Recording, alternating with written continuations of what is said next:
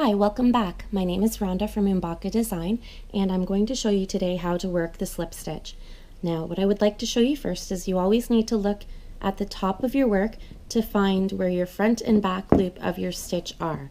So for this project, if you look up here, you'll see the front loop and the back loop.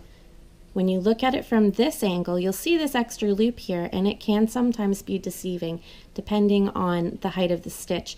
For example, the half double crochet, often you may confuse these two for your front and back loops when you're working on your project, but they're not. Your front and back loops, you need to look at the top of your stitch to see them, and you'll see them here. This is your front loop, this is your back loop.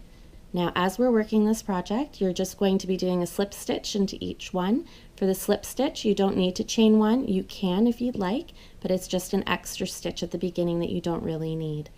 Unless stated otherwise, when you do a slip stitch, you work under both the front and the back loop. So you insert your hook, yarn over, pull up that loop, and pull it through your other loop.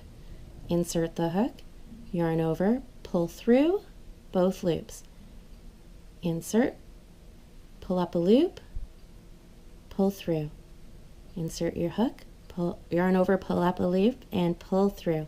As you get more used to this, you can do it all in one motion. If you need to do it one at a time, that's all right too. It's not really going to make that much of a difference. Just make sure you keep a relaxed tension as you work this. If you do this too tightly, it will change the overall finished edge of your project and make it smaller than the rest and tighter. And this is especially important if you're crocheting something like a hat and the designer is adding a decorative edging, for example, with the slip stitch, because it does give a really nice finished edge to your project.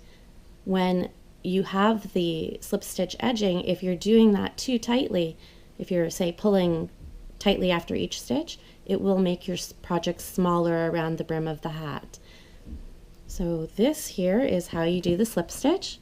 Gives you a nice little edge on your project, keeps it nice and neat and tidy. I hope that this example has helped you understand how to work that stitch. And if you have any questions, leave them in the comments and I'll try to address them in another video. Thanks very much for stopping by. Talk to you later.